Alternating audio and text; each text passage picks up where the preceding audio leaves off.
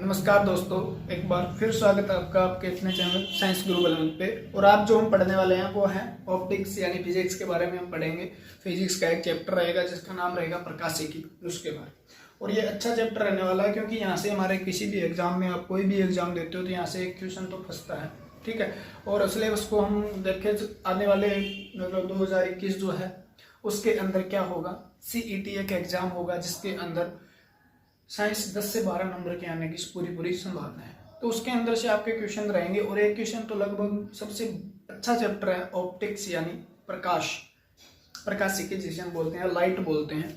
तो उस चैप्टर से क्वेश्चन आता है, लेंस से आ जाए, दर्पण से आ जाए, ठीक है। उसके बाद अपवर्तन, परावर्तन, व्यतिकरण, ठीक है, विवर्तन, इन चीजों से यहाँ से क्वेश्चन फंसता है हमें। तो इस चीज को हम आसान से पढ़ते हैं, अच्छे से पढ़ते हैं। किसी भी एग्जाम का हो, आपका कोई भी एग्जाम हो, आपको अच्छे से एक बार पढ़ लिया ना, उसके बाद आपको दोबारा पढ़ने की जरूरत नहीं पड़ेगी। क्योंकि एक बार अगर आप कोई भी सब्जेक्ट या कोई भी टॉपिक को अच्छे से कर लेते हो तो ये अब आपको पूरी जिंदगी तंग नहीं करता। आपको एक रिवीजन करने की जरूरत होती है। एक बार अगर रिवीजन कर लेते हो, ठीक है ना, रिवीजन कर लेते हो ना, तो उसके बाद स्पष्ट हो जाता है और कोई भी एग्जाम दोगे वहां से क्वेश्चन सही होने के चांसेस बहुत ही ज्यादा रहते हैं। तो आज हम पढ़ रहे हैं ऑप्टिक्स यानी प्रकाशिकी, ठीक है। तो प्रकाशिकी क्या है इसके बारे में पढ़ेंगे। ऑप्टिक्स यानी प्रकाशिकी, ठीक है। तो प्रकाश का अध्ययन जो प्रकाशिकी कहलाता है, प्रकाश का अध्ययन ही क्या कहलाता है, प्रकाशिकी यानी स्टडी अबाउट लाइट। लाइट जो है उसके बारे में हमें जानना है, किस प्रकार की है वो लाइट, उसका प्रिंसिपल क्या है, ठीक है, उसका व्यवहार कैसा है, उसके बाद इसकी प्रॉपर्टी क्या है, प्रॉपर्टीज जो होती है वो क्या है, उसके बाद इसके इंस्ट्रूमेंट जो काम में आते हैं, यंत्र जो होते हैं, ठीक है, वो किस प्रकार के हैं। इसके बाद मेजरमेंट, इसका मापन किस प्रकार से होता है, ठीक है, ये किस नेचर की है, इसका नेचर जानने के लिए, जैसे वेव नेचर की है या पार्टिकल नेचर की है, इन चीजों के बारे में हम अध्ययन करते हैं जिसके अंदर प्रकाशिकी यानी ये फिजिक्स की एक ब्रांच है, ठीक है। किसकी ब्रांच है, ये एक शाखा है। फिजिक्स यानी भौतिक विज्ञान की एक शाखा जिसके अंदर प्रकाश का अध्ययन किया जाता है, प्रकाश के बारे में अध्ययन किया जाता है, ठीक है। पूरा कंप्लीट प्रकाश के बारे में हमें जानने को मिलता है, वह शाखा क्या कहलाती है, ऑप्टिक्स यानी प्रकाशिकी कहलाती है, जिसके अंदर हम जानेंगे, ठीक है, प्रकाश का रिफ्लेक्शन क्या है, रिफ्रैक्शन क्या है, इंटरफेरेंस क्या है, टोटल इंटरनल रिफ्लेक्शन क्या है, यानी अपवर्तन, परावर्तन, विवर्तन, व्यतिकरण, इन बारों में, इनके बारे में हम जानने वाले हैं, ठीक है। आराम से पढ़ो, सीरियस होकर पढ़ो, नो प्रॉब्लम। अगर आप पढ़ रहे हो ना तो पढ़ने के टाइम आप अगर एंटरटेन करने की सोच रहे हो ना, भी हमें एंटरटेनमेंट पढ़ाई के साथ साथ फनी वे में पढ़ा दूं आपको और उसके बाद आप जॉब लग जाओ, तो आपका वहम होगा ये, ठीक है ना। क्योंकि अगर मैं सारा कुछ पढ़ा रहा हूँ और आपको टोटल समझ में आ रहा है ना, अगर मैं पढ़ा रहा हूँ आपको टोटल समझ में आ रहा है, इसका मतलब मैं कुछ नहीं पढ़ा रहा हूँ आपको, मैं ये बता दूं। अगर मेरा पढ़ाया हुआ आपको समझ में नहीं आ रहा, 2 बार देखने के बाद समझ में आ रहा है, तो आप मान लो आपके लेवल का पढ़ाया जा रहा है। यानी आपको कोई भी टीचर पढ़ाता है ना और वो पढ़ाते ही आपके दिमाग में बैठ जाता है, यानी वो कुछ भी नहीं पढ़ा रहा, उससे पेपर में आने की संभावना बहुत ही कम है, ठीक है, ये मानता हूँ। क्योंकि वो चीजें पढ़ा रहा है जो सभी को आती है, ठीक है, और ऊपर से पढ़ा के आपको याद करवा के चला जा रहा है। आपको वो अच्छा लगता है, लेकिन जिस दिन पेपर में बैठते हो ना उस दिन आपका दिमाग ठनक जाता है, ठीक है, कुछ भी नहीं आया, आता सब कुछ है। लेकिन अगर आपने अच्छे से पढ़ा है तो, जैसे मैंने बायो पढ़ाई है, मेरे लगभग होंगे वहाँ पे 130 लेक्चर होंगे, मैंने बायो कंप्लीट करा के उसकी प्रैक्टिस भी करवा रखी है, ठीक है। उससे बाहर कोई क्वेश्चन मिले तो मेरे को बता देना, लेकिन मैंने एंटरटेन नहीं करवाया, ठीक है ना। एंटरटेनमेंट तो बिल्कुल भी नहीं करवाया मैंने वहाँ पे, क्योंकि मैं सीरियस पढ़ाता हूँ और लंबे लेक्चर रहते हैं, जिसकी देखने की इच्छा होती है उसके क्वेश्चन सारे ठीक होते हैं। मैं दावा करता हूँ बायो के क्वेश्चन अगर उन वीडियो से बाहर चले जाएंगे, ठीक है। उसके बाद मैंने ये चैप्टर भी पढ़ा दिया, इससे भी बाहर चले जाए तो मुझे आके बता देना। लेकिन आप अगर ये चाहते हो ना हमारा फिजिक्स के साथ एंटरटेनमेंट हो जाए, साथ में हम खुश लें, हंस लें, मजाक भी कर लें, तो पढ़ाया कुछ नहीं जाएगा, ठीक है ना। पहला दिन है, पहला चैप्टर है, तो बता रहा हूँ, बाकी आगे आराम से पढ़ेंगे, ठीक है, फालतू बातें नहीं करने का, पढ़ने करके। तो हम पढ़ेंगे इसके अंदर किसके बारे में, लाइट यानी प्रकाश के बारे में, ठीक है। एक बार फिर ध्यान रख लो, जो आपको टीचर पढ़ा रहा है और वो पूरा का पूरा समझ में आ रहा है, इसका मतलब वो कुछ नहीं पढ़ा रहा, क्योंकि स्टडी इतनी आसान नहीं है जो एक बार पढ़ने में समझ में आ जाए। ठीक है ना, समझ में आएगा लेकिन थोड़ा सा तकलीफ होगी, तो पढ़ लो आप। ठीक है, प्रकाश क्या है? प्रकाश सीधा सीधी बात करें तो हम सिंपल भाषा में समझ सकते हैं, ये क्या है? एक ऊर्जा है। क्या है? एक ऊर्जा है। ठीक है, और जो हमें सेंसेशन ऑफ विजन प्राप्त कराती है, आप कह सकते हो sense of vision provide, sense of vision provide करवाती है, या मैंने हमें देखने का ज्ञान प्राप्त करवाती है। सीधी बात, वो ऊर्जा जो हमें देखने का ज्ञान प्राप्त कराती है उसे हम क्या बोलते हैं? प्रकाश बोलते हैं। सीधी बात, प्रकाश क्या है? तो ऊर्जा। आप कोई भी चीज देख रहे हो, मैं बोल रहा हूँ तो ये भी ऊर्जा के कारण बोल रहा हूँ, मैं हिल रहा हूँ तो ऊर्जा के कारण, लिख रहा हूँ तो ऊर्जा के कारण। ठीक है, यानी मेरे शरीर के अंदर कौन सी एनर्जी है? मैकेनिकल एनर्जी है, यांत्रिक ऊर्जा। जो क्या बदल रहा हूँ मैं? मुंह के द्वारा, यानी हमारा जो वोकल कॉर्ड है वो किसमें चेंज कर रहा है उस एनर्जी को? ठीक है, साउंड यानी ध्वनि के अंदर चेंज कर रहा है। ठीक है, मैकेनिकल एनर्जी को मैं लिख रहा हूँ, मैकेनिकल एनर्जी द्वारा मैं राइट कर पा रहा हूँ, तो सारी ऊर्जा है। ठीक है ना, आप जिस देख पा रहे हो तो आप किसके कारण देख पा रहे हो? आप इलेक्ट्रिकल एनर्जी के कारण आप देख पा रहे हो। ठीक है ना, समझ में आ रही बात? यानी ये प्रकाश भी क्या है? ऊर्जा है, और ऊर्जा जो हमें देखने का ज्ञान प्राप्त कराती है। अगर इस लाइट जो देखने का ज्ञान ही प्राप्त करवाती है, इस लाइट की हम बात करें तो हम सिंपल भाषा में प्रकाश कहते हैं, और उसका नाम होता है विजन लाइट। ठीक है, दृश्य प्रकाश कह सकते हो, क्योंकि ये दृश्य प्रकाश है ना। लाइट एक मतलब देखने का काम नहीं करवाती, ये बहुत से इसके अंदर रेज है, ये एक क्या पुंज है पूरा का पूरा किरणों का। ठीक है ना, तो ये ऊर्जा है, इसे कह सकते हैं। तो ये कौन सी ऊर्जा है? तो आपका होगा जी इलेक्ट्रो मैग्नेटिक एनर्जी है। ठीक है, यानी ये क्या है? विद्युत चुंबकीय ऊर्जा। कैसी एनर्जी है? विद्युत चुंबकीय ऊर्जा। ठीक है, या आप ऐसा भी कह सकते हो, क्या ये इलेक्ट्रो मैग्नेटिक वेव है। ठीक है ना, यानी विद्युत चुंबकीय किरण। ठीक है ना, और विद्युत चुंबकीय किरण जो होती है वो कौन सी होती है? नॉन मैकेनिकल, आपने सुना भी होगा, वेव, यानी अयांत्रिक तरंग। यांत्रिक और अयांत्रिक दोनों सुना होगा आपने, मैकेनिकल एवं non mechanical wave. Non mechanical wave को क्या बोला जाता है? इलेक्ट्रोमैग्नेटिक वेव भी बोला जाता है, यानी वो तरंगें जो निर्वात में भी गमन कर सकती है, जिसे मीडियम की आवश्यकता नहीं होती है एक जगह से दूसरी जगह से ट्रांसपोर्ट करने के लिए, एक जगह से दूसरी जगह जाने के लिए, ट्रेवल करने के लिए उन्हें कोई भी जरूरत नहीं होती, किसी भी मीडियम की आवश्यकता नहीं होती। वो किरणें क्या होती है? अयांत्रिक तरंगें होती है, अयांत्रिक।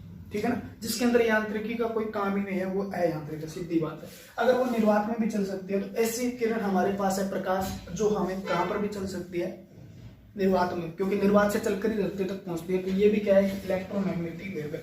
इसका दूसरा नाम भी आप ऐसे भी कह सकते हो, ये क्या है? इलेक्ट्रोमैग्नेटिक रेडिएशन भी कह सकते हो इसे। ठीक है ना, विकिरण भी, सब बातें समझेंगे।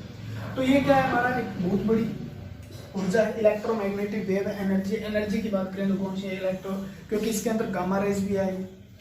ठीक है ना, आपको अल्ट्रावायलेट रेज भी आएगी, इंफ्रारेड भी आएगी, क्योंकि विजिबल रेज जो है उसका क्या है? वेवलेंथ में आगे बताने वाला हूं सब कुछ। तो ये ऊर्जा है। उसके बाद आइंस्टीन नामक वैज्ञानिक थे, जिन्होंने मतलब क्या है बताया भी, प्रकाश जो है एक ड्यूल नेचर का है। उससे पहले कुछ अलग अलग प्रकार के मतलब धारणाएं थी भी, प्रकाश एक पार्टिकल है, पार्टिकल नेचर का है, या प्रकाश एक क्या है? वेव नेचर का है, यानी एक प्रकाश तरंग है और पहले क्या था? एक प्रकाश कण है। इस प्रकार की धारणाएं थी। उन धारणाओं को किस किस प्रकार से किसने बताया, यहाँ से क्वेश्चन आता है, तो ये चीज भी हमें याद करनी है। आज हम इसका बेसिक पढ़ेंगे, उसके बाद हम आगे पढ़ने वाले हैं। एक एक चीज को क्लियर कराते जाऊंगा, कंफ्यूजन रहेगी तो ये चैप्टर भी समझ में नहीं आएगा। ठीक है, और आज तक जितना भी पढ़ाया गया है फ्री में, ठीक है ना, उसकी इज्जत आपने नहीं की है तो ज्यादा पढ़ाया भी नहीं गया, लेकिन मैं पढ़ा के जाऊंगा, इज्जत करो ना करो, कभी ना कभी तो याद करोगे। तो आप लिखोगे ड्यूल नेचर ऑफ लाइट। ठीक है, बाहर ढोल बज रहे हैं, आपके भी बजेंगे कभी ना कभी जब आप पढ़ के कामयाब हो जाओगे। यानी प्रकाश का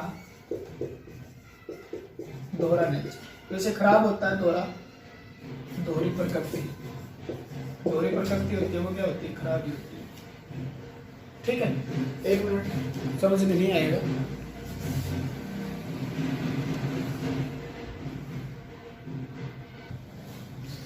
ठीक है, तो प्रकाश का क्या है, दोहरा नेचर। दोहरा नेचर किस प्रकार का है, तो आप कहोगे जी प्रकाश को क्या माना गया है, पार्टिकल भी माना गया है। तो आप लिख सकते हो पार्टिकल नेचर ऑफ लाइट, यानी कणीय प्रकृति। दूसरा आप लिख सकते हो वेव नेचर ऑफ लाइट, यानी तरंग प्रकृति,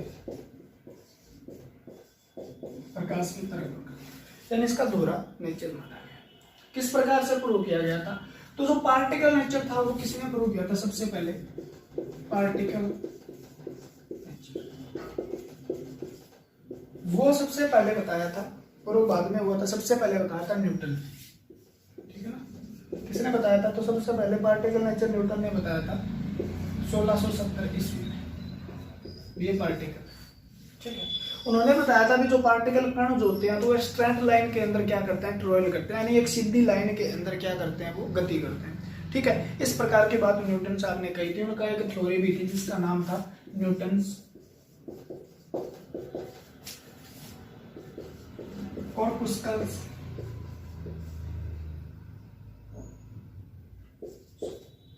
थ्योरी।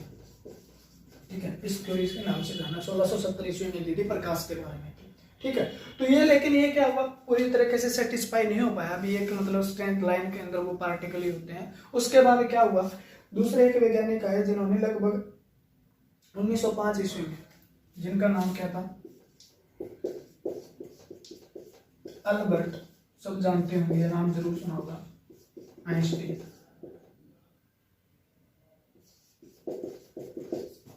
ठीक है, यानी आइंस्टाइन नामक वैज्ञानिक ने 1905 में एक थ्योरी दी थी जिसका नाम था फोटो इलेक्ट्रिक इफेक्ट के नाम से जाना जाता है, यानी प्रकाश विद्युत प्रभाव। किसने दी थी पूछ लिया जाए तो आइंस्टीन ने दी थी। कब दी थी, 1905 में। इसके द्वारा इसने प्रूव किया कि लाइट क्या है, एक पार्टिकल है।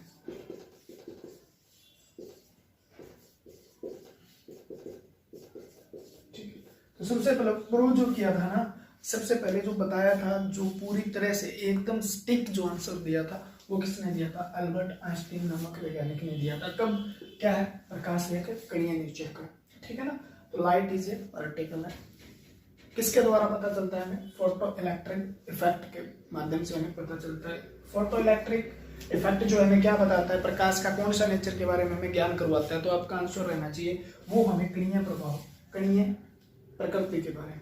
ठीक है ना, उसके बाद आपको कह दे भी न्यूटन्स जो था कॉर्पुस्कल मतलब थ्योरी जो है, कणीय मतलब इसे कणीय भी बोलते हैं, कणीय जो सिद्धांत है वो किसने दिया था, तो न्यूटन्स ने दिया था। किसके बारे में था, प्रकाश के बारे में, और कौन से नेचर के बारे में था, पार्टिकल नेचर, यानी आप कहोगे जी कणीय प्रकृति के बारे में था। ठीक है ना, उसके बाद इस नेचर को दूसरा फोटोन इफेक्ट भी बोल देते हैं, फोटोन। तो ये भी समझ लो, ये समझ आपको बार बार मिलेगा। ठीक है ना, फोटोन है क्या, तो एक बंडल ऑफ एनर्जी, यानी ऊर्जा का पुंज होता है, ऊर्जा का पुंज। ठीक है ना, फोटोन से लिखें तो ये क्या, एक ऊर्जा का पुंज है, उसे क्या कहा जाता है, फोटोन कहा जाता है। ठीक है ना, यानी ऊर्जा का पुंज है जिसके अंदर क्या है, द्रव्यमान मास लेस है, द्रव्यमान रहित होता है। इसका आपसे पूछे एक ऐसा ऊर्जा का पुंज जिसका द्रव्यमान नहीं होता उसे क्या कहा जाता है, तो आपका आंसर क्या रहेगा, फोटोन, जो किससे संबंधित है, प्रकाश से संबंधित है। ठीक है ना, और ये क्या होते हैं, द्रव्यमान रहित होते हैं और बहुत सूक्ष्म टिन्नी पार्टिकल, सूक्ष्म कण जो द्रव्यमान रहित है वो क्या है, फोटोन कहलाते हैं। ठीक है ना, उसके बाद आपको पूछा जाए क्या ये इलेक्ट्रॉन के समान है, तो आप कहोगे नहीं। ये क्वेश्चन आया था, क्या फोटोन को इलेक्ट्रॉन के समान माना जा सकता है, क्योंकि फोटोन इलेक्ट्रॉन का तो द्रव्यमान होता है, लेकिन फोटोन को नहीं माना जा सकता, क्योंकि ये इनका जो है चार्ज लेस होते हैं, न्यूट्रल होते हैं, चार्ज इन पर कोई भी आवेश नहीं होता, आवेश रहित होते हैं। लेकिन इलेक्ट्रॉन पे तो नेगेटिवली चार्ज होते हैं, ठीक है, तो आवेश रहित होते हैं। तो फोटोन है क्या, तो इसके बारे में हमें पता होना चाहिए। एक छोटा, एक बंडल ऑफ एनर्जी को कह सकते हो, जो क्या है, मासलेस है, ठीक है, जिसका कोई भी द्रव्यमान नहीं है, चार्जलेस भी है, उसका कोई भी चार्ज भी नहीं है, उसे हम क्या कहा सकते हैं, फोटोन। अगर इसकी एनर्जी हमें निकालनी होगी, एक फोटोन की एनर्जी निकालने के लिए फॉर्मूला क्या होगा, तो आपका होगा एनर्जी ऑफ फोटोन, यानी E इक्वल टू N, ठीक है, और फ्रीक्वेंसी, उस फ्रीक्वेंसी क्या है, इस प्रकार से निकाल। ये जो है H क्या है, तो आप कह सकते हो ये प्लांक कांस्टेंट है, प्लांक कांस्टेंट, प्लांक कांस्टेंट, जिसकी वैल्यू जो होती है प्लांक कांस्टेंट की होती है 6, तो 6, ठीक है, गुणा 10 की पावर -34 जूल पर सेकंड, जूल सेकंड, ये इसकी पावर होती है, यानी इस वैल्यू। अगर आपको एनर्जी निकालनी है तो उसकी फ्रीक्वेंसी चाहिए, फ्रीक्वेंसी यानी आवृत्ति चाहिए हमें, और इस वैल्यू को हमने पुट करना है H की जगह, ठीक है, और T एनर्जी वहां पर आ जाएगी, यानी किसी भी फोटोन की एनर्जी निकालने के लिए सीधा फार्मूला ही पूछ लिया गया था, तो यहाँ पर थोड़ा सा याद रखिएगा, ठीक है। और ये प्लांक कांस्टेंट है, जो प्लांक ने इसके बारे में बताया था, फोटोन के बारे में कुछ चीजें देते हैं, ठीक है। तो ये हमें पार्टिकल नेचर जो है, दोबारा से हम कणीय प्रकृति के बारे में सबसे पहले न्यूटन ने बताया था, लेकिन वो प्रूफ नहीं कर पाए थे, उसके बाद नॉट सेटिस्फाई थे, तो उसके बाद आइंस्टीन ने 1905 में क्या थी, फोटो इलेक्ट्रिक यानी प्रकाश विद्युतीय प्रभाव नामक एक थ्योरी आई थी, उसके अंदर उन्होंने बताया भी लाइट जो है एक वेव नेचर की होती है। इसके बारे में अगर मैं समझाना शुरू कर दूं तो लंबा चला जाएगा इफेक्ट पूरा समझाना, ठीक है। वहां से भी निकलता है फोटोन इफेक्ट, जो भी है फोटोन भी क्या है, उसी प्रकार का है, यानी ऊर्जा जो होती है उसका एक बंडल है, ठीक है ना, उसका एक पुंज है, जो हमें क्या बताता है, वो भी क्या बताता है, पार्टिकल नेचर के बारे में बताता है। यानी फोटोन है क्या, तो टीनी नेचर, टीनी पार्टिकल है, आप कह सकते हो बहुत छोटे सूक्ष्म कण है, जो हमें क्या है, ऊर्जा, जिसके अंदर ऊर्जा निहित होती है लेकिन द्रव्यमान और चार्ज नहीं होता। क्लियर है बात, ठीक है। उसके बाद हम आगे पढ़ते हैं, दूसरा हमारा है वेव नेचर। इसके बारे में अगर पार्टिकल नेचर की बात करें हम, तो पार्टिकल नेचर में इफेक्ट जो है इस पे निर्भर है, वो कौन सी है, जैसे आप कह सकते हो कॉम्पटन इफेक्ट जो है वो इस पे निर्भर है, ठीक है।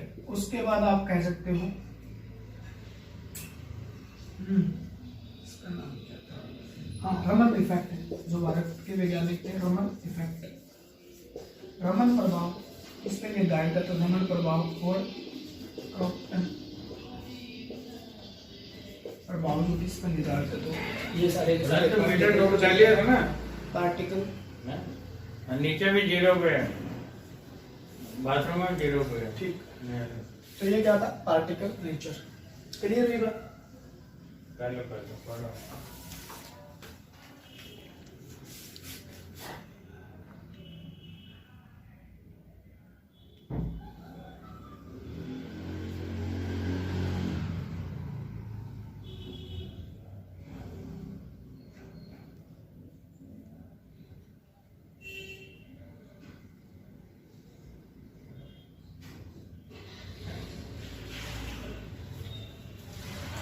ठीक है।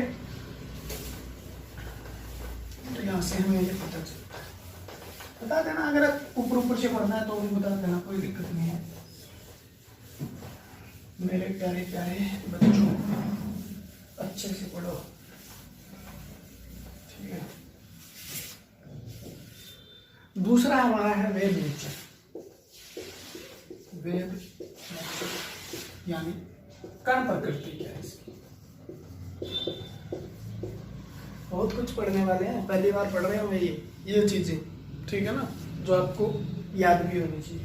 कण प्रकृति के बारे में हमें कौन बताता है, तो ये बताते हैं क्रिश्चियन हाइगन्स, ठीक है ना, क्या बताते, कौन बताते हैं, क्रिश्चियन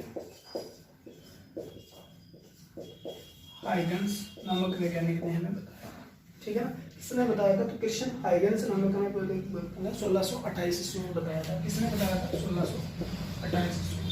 फिर लाइट जो है वो किस नेचर की है, तो वो कण नेचर की है, तो ठीक है। तो लेकिन ये भी प्रूव नहीं कर पाएंगे तो आपसे क्वेश्चन पूछ लिया जाए, ठीक है। सबसे पहले किसने बताया था भी प्रकाश एक कण प्रकृति का है, तो आप कणीय प्रकृति के बारे में सबसे पहले बताने वाले वैज्ञानिक कौन थे, तो हाइगन्स थे। कौन थे? हाइगन्स। लेकिन इसको प्रूव करने वाले यानी इसको अच्छी तरीके से सेटिस्फाई, सभी को स्पेसिफाई करने वाले यानी पूरी तरह अच्छे से बताने वाले यानी इसका रीजन देने वाले जो थे वो कौन थे, वो थे थॉमस यंग। थॉमस यंग, ठीक। थॉमस यंग ने 1801 ईस्वी के अंदर एक थ्योरी दी थी, 1801, ठीक है। एक थ्योरी दी जिसे हम यंग्स थ्योरी भी कहते हैं यानी यंग सिद्धांत भी कहते हैं, यंग सिद्धांत भी कहते हैं। ये थ्योरी दी गई थी, या इसे दूसरा नाम दिया जाता है डबल स्लिट एक्सपेरिमेंट, ठीक है ना। तो डबल स्लिट एक्सपेरिमेंट भी कहा जाता है क्योंकि जो यंग्स थे उन्होंने क्या किया था, एक ऐसे मतलब इस प्रकार से एक पूरा का पूरा पर्दा सा लिया सामान को, ठीक है, सिंपल भाषा में। उसके अंदर 2 छेद कर दिए, ठीक है, वर्टिकली। उसके अंदर से लाइट गुजारी गई तो उन्हें मतलब कहीं डार्क लाइट इस प्रकार की क्या मिले आगे एक दीवार पे मतलब रिजल्ट मिला। तो इसके द्वारा हमने पता लगाया था, ज्यादा हमें जानने की जरूरत नहीं है, तो उन्होंने पता लगाया था तो लाइट क्या है, एक वेव नेचर की होती है, ठीक है ना। किस नेचर की होती है? वेव नेचर की, क्योंकि पार्टिकल तो सीधे अगर आपने छोड़ दिया तो वो सीधे जाएंगे, लेकिन पार्टिकल वो कुछ बिखर भी गई थी यानी इंटरफेरेंस डिफ्रैक्शन, उसके माध्यम से हमें ये भी पता चला था भी लाइट क्या है, वेव नेचर की होती है। तो किस थ्योरी से हमें पता चलता है, तो डबल स्लिट एक्सपेरिमेंट से पता चलता है, और ये प्रूव कर पाए थे इस बात को भी लाइट क्या है, वेव नेचर की, ठीक है ना। और किस थॉमस यंग उनका नाम था और 1801 ईस्वी में दिया था। ये याद रहे ना रहे कोई दिक्कत नहीं, ये इसलिए बताया था क्योंकि ये 1628 पहले था, लेकिन ये प्रूव नहीं कर पाया इस पर। तो बताया किस लिए था, हाइगन्स ने बताया था, लेकिन प्रूव किसने किया था, तो ये किसने किया था, तो आपका आंसर होगा थॉमस यंग ने किया था। तो लाइट वेव नेचर की, इस पर निर्भर कुछ हैं प्रकाश के, इस पर निर्भर कौन कौन से, जैसे विवर्तन जो इस पर निर्भर रहते हैं, तो आपको अगर रिफ्रैक्शन सुना होगा, अपवर्तन आपने सुना, किस पे आधारित है, तो वो वेव नेचर पे आधारित है। किस पे आधारित है? वेव नेचर पे। आपसे पूछ रही थी फ्लैक्शन, सुना होगा आपने, रिफ्लेक्शन, परावर्तन सुना होगा, ये किस पर आधारित है, तो आपका आंसर क्या होगा, वेव नेचर पे आधारित है। उसके बाद आपने सुना होगा डिफ्रैक्शन यानी विवर्तन, ये भी किस पे आधारित है, तो आपको कण प्रकृति पे आधारित है। इसके बाद इंटरफेरेंस सुना होगा आपने, इंटरफेरेंस, व्यतिकरण, ये भी किस पे आधारित है, तो भी आपका आंसर रहेगा इस पे आधारित है। उसके बाद टोटल इंटरनल रिफ्लेक्शन यानी पूर्ण आंतरिक परावर्तन भी इस पे आधारित है। उसके बाद आपको पोलराइजेशन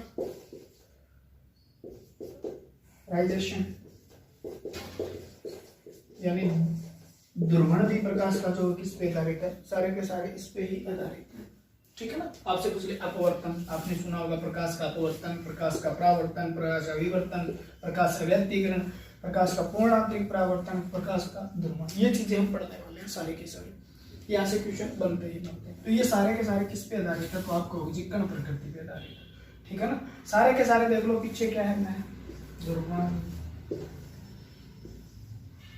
तो इसे भी याद रख सकते हो, कण, कण से आप याद रखो मैं, पीछे जिसके भी मैं आ रहा है और जिसके प्रभाव आ रहा है वो किस पे आधारित है, वो है कण प्रकृति, और जिसके पीछे अरे तरंग प्रकृति लिखना था ना, गलत लिख दिया, ठीक है ना। और जिसके पीछे प्रभाव आ रहा था, कोई भी इफेक्ट है, तो वो आधारित है पार्टिकल, और जिसके पीछे नया आ रहा है तुक्का मारने वाली बात नहीं है, ये याद कराने की बात कर रहा हूँ मैं, ठीक है ना। तरंग प्रकृति के अंदर, ठीक है, समझ में आ गया, आ जाना चाहिए मेरे हिसाब से, ठीक है। और अब पढ़ेंगे हम आगे प्रकाश की चाल क्या है। ये चीजें याद करनी जरूरी है क्योंकि ये बेसिक है।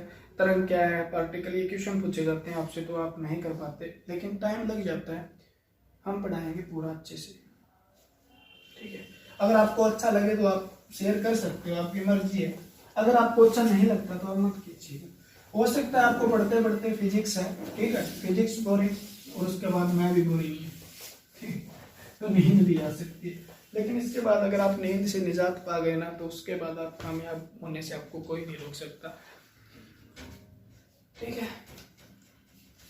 एक दायित्व आपका बनता है, मैं आपको पढ़ा के जाऊंगा, ठीक है, और आप कोई भी पेड कोर्स ले लेना, ठीक है, पेड कोर्स। इससे ज्यादा अगर आपको वहां पढ़ाने को मिलता है तो आप वीडियो को आइए और 10-15 मिनट लगा के सारी वीडियो को डिसलाइक कर दीजिएगा।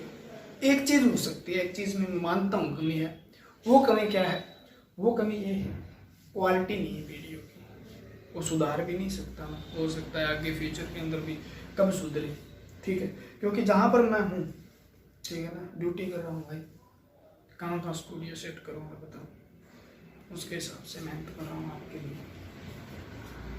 तो आप शेयर कर दीजिएगा, अच्छा लगे तो। अच्छे व्यू आएंगे, थोड़े से व्यू आएंगे ना, थोड़े ज़्यादा नहीं है, थोड़े से आ जाए बस, तो हमें भी अच्छा लगेगा भी हमारा पढ़ा हुआ शेयर हो रहा है, कुछ अच्छा लग रहा है किसी को। नहीं तो ऐसा लगने लग जाता है कुछ दिनों बाद भी, यार बोरिंग तो नहीं जाता, ठीक है, बोरिंग तो है ही है। पढ़ लीजिए, मजा लीजिए, ठीक है, और चलते हैं आगे।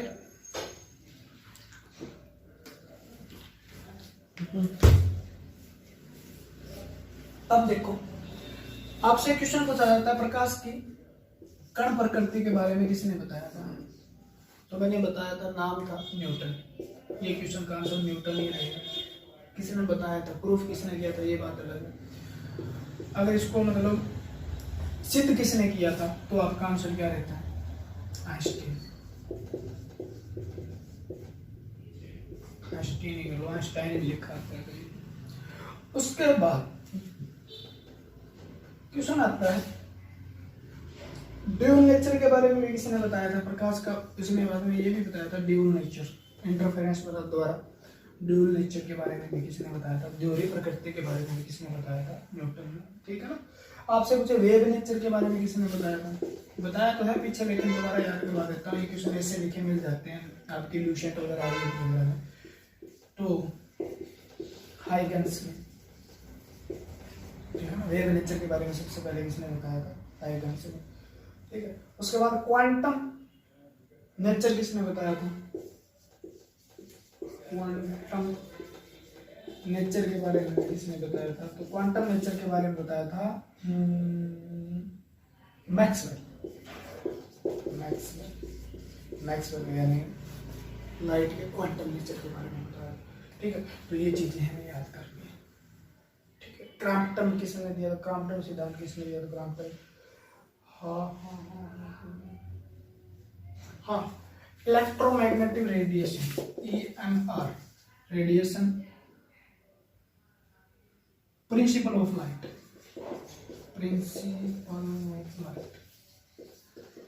ये सिद्धांत भी किसने दिया था, ठीक है ना। यानी विद्युत चुंबकीय विकिरण का, प्रकाश का विकिरण का सिद्धांत किसने दिया था, तब आपका आंसर फिर रहेगा मैक्सवेल ने दिया, मैक्सवेल, ठीक है, मैक्सवेल। ये क्वेश्चन हम याद करें, ठीक। स्टैटिक्स भी साथ में करवा रहा हूँ, जो चीजें आपको रट्टा मारनी होती है, लेकिन याद रख लेना।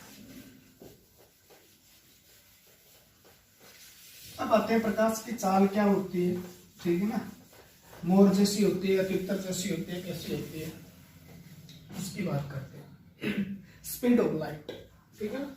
यहाँ से क्वेश्चन बनता है, बहुत ज्यादा बनता है। स्पीड ऑफ लाइट, प्रकाश की चाल, तेरी चाल मेरी चाल, प्रकाश की चाल, ठीक है। स्पीड ऑफ लाइट, प्रकाश की चाल जो होती है वो सबसे ज्यादा कहाँ पे होती है, ये क्वेश्चन पूछा जाता है। हाईएस्ट कहाँ पे होती है, सबसे ज्यादा कहाँ पे होती है, तब आपका आंसर क्या रहता है? सबसे ज्यादा प्रकाश की चाल होती है वैक्यूम में, यानी निर्वात के अंदर। यहां से बहुत अच्छे अच्छे क्वेश्चन बताने वाला हूं मैं, चाल नहीं बताऊंगा, ठीक है ना। वैक्यूम के अंदर सबसे ज्यादा चाल होती है, वो कितनी होती है? 3 लाख या 3 गुणा 10 की पावर 8 मीटर पर सेकंड होती है।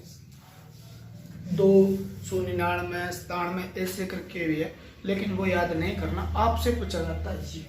अगर आपको पूछ लिया जाए किलोमीटर में पूछा जाए तो कितना होता है? 3 लाख किलोमीटर पर सेकंड।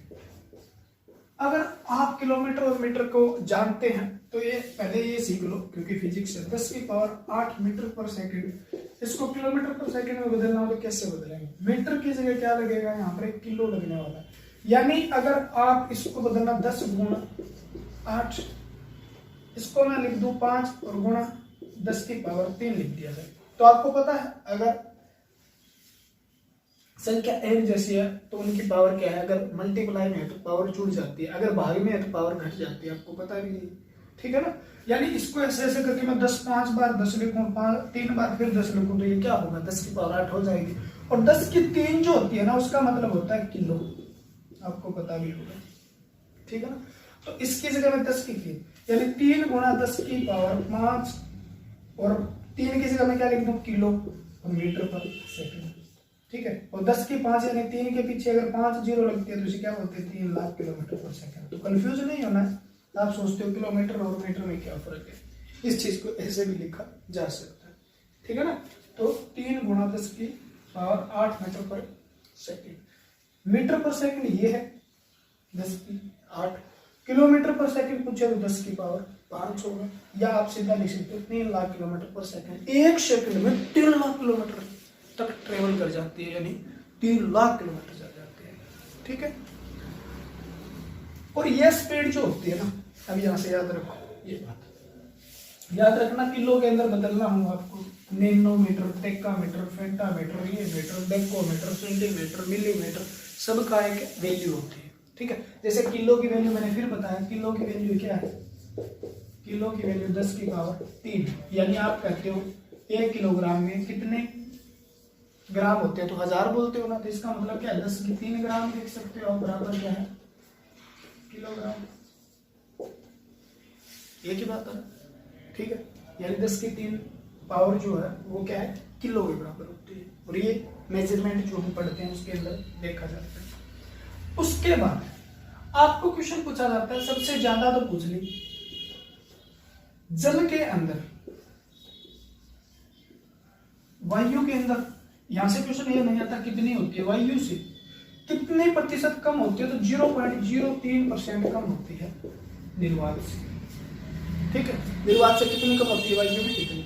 जल में कितनी कम होती है आपसे पूछ लिया जाए, तो जल में कितनी कम होती है? तो 25% कम होती है। कितनी परसेंट कम होती है? 25% रिड्यूस हो जाती है। यानी जैसे ही प्रकाश सूर्य से निकलता है, किसी से भी निकले, चाहे प्रकाश होता है वो सूर्य से निकले, चाहे तारों से निकले, चाहे चंद्रमा से निकले, चंद्रमा से तो निकलता ही नहीं बचा, और वो आया निर्वात के अंदर। यहाँ कुछ नहीं था, निर्वात वो होता है, क्यों वो होता है जहां पर ना तो गैस है, ना डस्ट पार्टिकल है, कुछ भी नहीं है, खाली है, स्पेस बिल्कुल खाली है, उसे निर्वात कहते हैं, ठीक है ना। किसी को निर्वात में पता। और यहाँ आई वायु, तो वायु में कितनी घट गई? यहाँ 3 लाख थी, लेकिन 3 लाख से यहाँ क्या होगी? कम होगी। जैसे ये जल में घुसेगी तो और कम हो जाएगी, वो कितनी कम होगी? 25% कम होगी। जल में घुसी तो कितनी कम होगी? 25% कम होगी, ठीक है। उसके बाद अगर कोई मतलब कांच के अंदर या ग्लास जो होता है उसके अंदर घुसी तो ये होगी 33% कम, ठीक है। और ये जब लास्ट चली जाती है, मान लो ये किसी नाइलोन में लिख दो, नाइलोन दिया होगा आपकी किताबों में, नाइलोन, उसके अंदर और कम हो जाती है। और सबसे कम किस में होती है? तो डायमंड यानी हीरा के अंदर सबसे कम हो जाती है। तो हीरा के अंदर सबसे कम चाल होती है, याद रखना। प्रकाश की सबसे कम चाल कहाँ पे होती है? हीरा यानी डायमंड के अंदर होती है। और सबसे ज्यादा कहाँ पे होती है? तो याद रखना, निर्वात के अंदर, ठीक है। कांच के अंदर पूछ ले तो 33% कम है, तो 33 आप निकालो, 3 का 33 निकालोगे तो 1 आएगा, यानी 1 घटा दो 2, यानी 2 लाख या 2 गुणा 10 की पावर 8 मीटर पर सेकंड होती है, ठीक है ना। 25% कम, यानी जल में प्रकाश की चाल कितनी होती है, तो एवरेज आपको पूछा तो 25%, 25 कितना हो जाएगा इसका, 25 या 75, यानी 3 में से 75 घटाएंगे हम, क्या बच गया 2.25 गुणा 10 की पावर 8 मीटर पर सेकंड आ जाएगा। वायु में 0.03% कम होती है, इतनी कम होती है कि इसकी वैल्यू निकालना इतना हमारा टाइम नहीं है और आपसे नहीं पूछा जाता है इतना कम। आपसे इतना पूछा जा सकता है वायु में प्रकाश की चाल निर्वात से कितनी कम होती है, 0.03% कम होती है, इसमें 25% कम होती है, ठीक है, याद रखना। अब यहाँ से एक चीज भी बताऊंगा मैं, अच्छी सी बात आपको बताने वाला हूँ मैं, ठीक है। उसके बाद हमने क्या लिखा, जल लिख लिया, जल के बाद हमने लिखा कांच, कांच में भी लिख लेना। उसके बाद हमने नाइलॉन लिखा था, नाइलॉन की भी याद लगा देता हूँ, ठीक है ना। उसके बाद हमने लिखा था हीरा, डायमंड, तो उसमें कितनी है, कांच में कितनी कम होती है, यहाँ तक पूछा था कितनी परसेंट कम होती है, 33% कम होती है बस, ठीक है। होती कितनी है, तो इसमें तो ये 3 लाख के लगभग है, इसमें कितनी है तो 2.25 गुणा 2.5 ही होता है, वैसे 25 नहीं लिखना, मीटर पर सेकेंड, ठीक है। मीटर पर सेकंड में पूछा जाएगा, यहाँ 33 का है तो यहाँ पर क्या होगा 2 गुणा 10 की पावर 8 मीटर पर सेकंड इसकी चाल होती है। लाइन और में कितनी होती है, तो आपका आंसर होगा 1.96 गुणा 10 की पावर 8 मीटर पर सेकंड होती है। अगर आपसे हीरा पूछे तो हीरे में 1.21 गुणा 10 की पावर 8 मीटर पर सेकंड होती है, जो क्या है सबसे कम है, ये भी लिख लिया, जो क्या है सबसे कम। प्रकाश की सबसे कम चाल कहाँ पे होती है, तो हीरे में होती है, और सबसे ज्यादा चाल होती है निर्वात में, ठीक है ना, याद रखना। हीरे में कितनी है तो याद भी रखा जा सकता है, हीरा तो पूछा जा सकता है क्योंकि कम है तो, ठीक है ना। यहाँ से थोड़ा सा ऐसे करके याद कर लेना, पीछे वाली पावर को ऐसे, दोबारा देख लो हीरा, ठीक है ना। इसको 2 जैसे लिखते हैं, रैको इसमें आंसर पड़ा है इसका, ठीक है ना। तो ये भी याद हो सकता है आपको, हीरा तो सबसे कम हीरे में होती है, सबसे ज्यादा कहाँ पे होती है, इसमें होती है। अब एक बात और भी याद रखनी है आपको, इंपॉर्टेंट बात क्या याद रखोगे, यहाँ से देखो इंपॉर्टेंट बात क्या, एक होता है आपका, एक बात ये भी याद रखना यहाँ से, वो बाद में बता दो, जो निर्वात के अंदर चल सकता है ना, वो कौन सी वेव होती है, इलेक्ट्रोमैग्नेटिक वेव होती है। आपसे क्वेश्चन पूछा जाता है इलेक्ट्रोमैग्नेटिक वेव जो होता है उसकी निर्वात में चाल कितनी होती है, या वो किस चाल से चलती है, तो निर्वात में वो प्रकाश की चाल से चलती है, निर्वात में प्रकाश की चाल से चलती है ना, उसे क्या कहा जाता है, विद्युत चुंबकीय तरंगें कहा जाता है।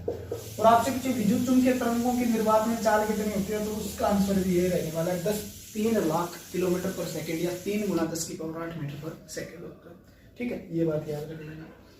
दूसरी बात आपको याद रखनी है, यहाँ से देखो, प्रकाश की चाल जो होता है वो निकालने का फार्मूला क्या है, चाल जो होती है उसका, आपसे यहाँ क्वेश्चन पूछा जाता है, वो क्या है, C = फ्रीक्वेंसी लैम्डा, यानी फ्रीक्वेंसी का मतलब यहाँ की आवर्ती कितनी है उसकी चाल निकालनी है, और उसके बाद लैम्डा यानी तरंग दैर्घ्य यानी वेवलेंथ,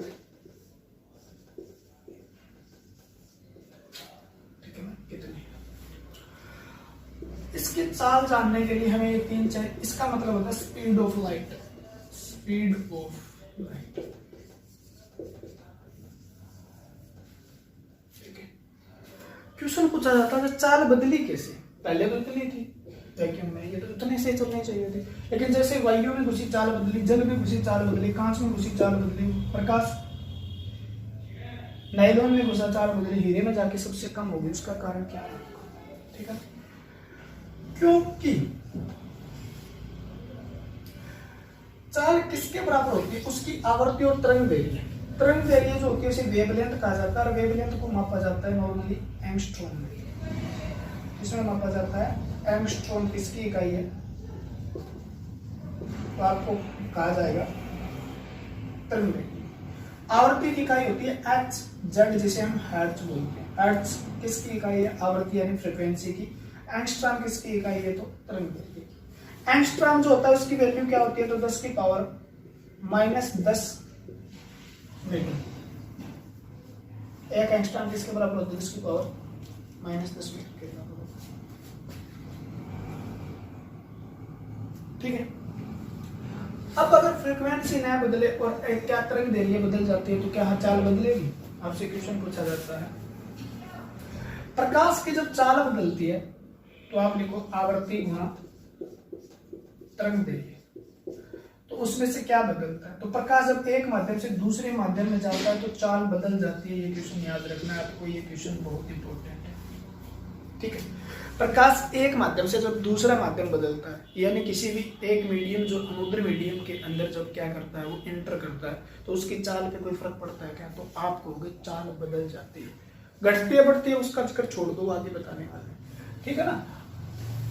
अब देखो प्रकाश की चाल एक माध्यम से जब दूसरे माध्यम में जाता है तो चाल बदल जाती है। ये बात नोट करके लिख लो।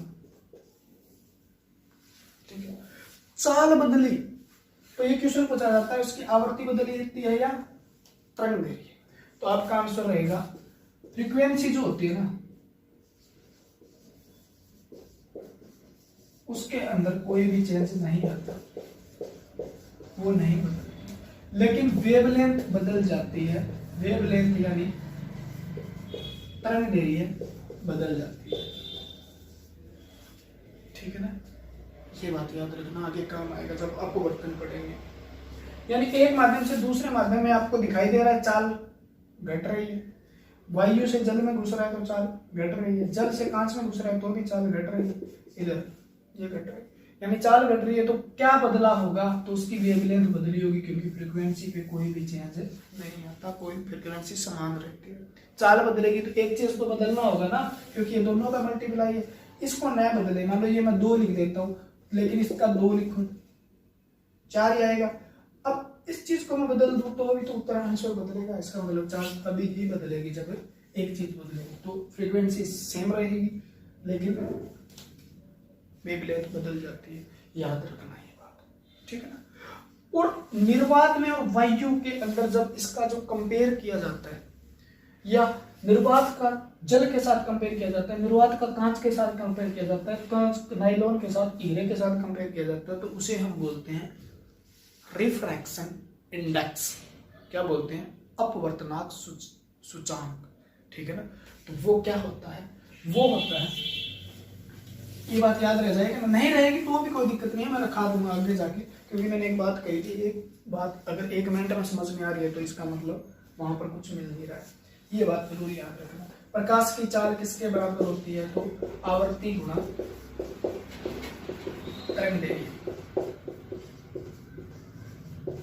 ठीक है, आवर्ती की इकाई क्या है? आपसे पूछा जाए आवर्ती की इकाई क्या है तो हर्ट्ज है, ये भी याद रखना। ठीक है, इसे HZ से डिनोट किया जाता है। तरंग दैर्घ्य की इकाई क्या है? तो आपको आंसर रखना है। आंसर क्या रखें?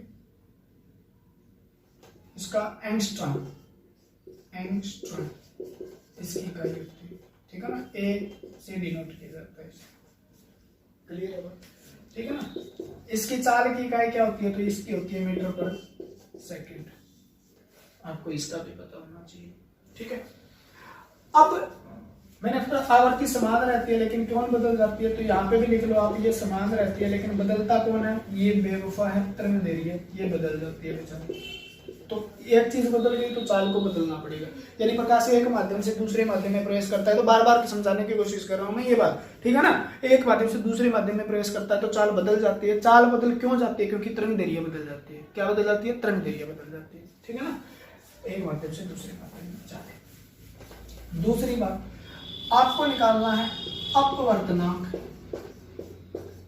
बताऊंगा यहाँ पे क्वेश्चन क्या है। अपवर्तनांक सूचांक क्या होता है? सूचकांक क्या होता है? तो वो होता है निर्वात में प्रकाश की चाल। ये क्वेश्चन भी आया हुआ, प्रकाश की चाल जिसे हम क्या लिख देते हैं? C से। और माध्यम में प्रकाश की चाल, माध्यम में प्रकाश की चाल।